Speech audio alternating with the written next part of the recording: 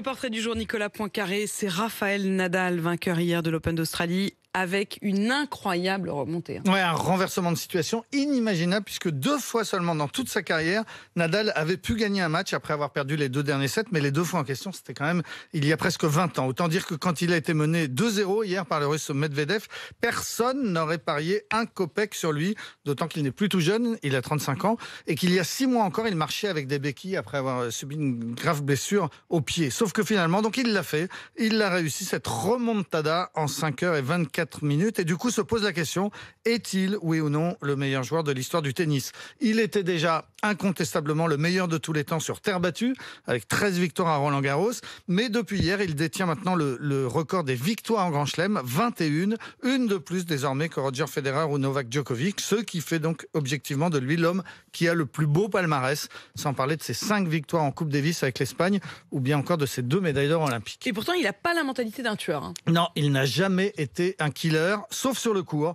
C'était même un petit garçon trop gentil et un peu peureux.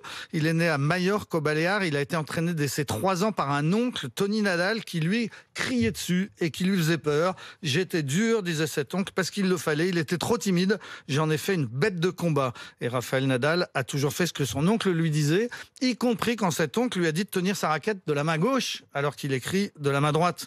Et ce n'est que finalement qu'il y a 3 ans que le champion a enfin réussi à sortir de l'emprise de Tony Nadal pour prendre un nouvel entraîneur, en l'occurrence un de ses copains, l'ancien champion Carlos Moya. Sur le circuit, Nadal est décrit comme un des joueurs les plus fair-play, unanimement apprécié. Il n'a jamais cassé une raquette de sa vie. Il est marié à une amie d'enfance. Ils attendent la fin de sa carrière pour faire des enfants. Et l'après-tennis se présente assez bien puisqu'il a amassé une fortune de 160 millions de dollars. Infiniment plus sympathique que Novak Djokovic. Oui, Hein, oui, franchement, là, on peut le cet dire. Open d'Australie nous aura quand même révélé les personnalités des uns et des autres.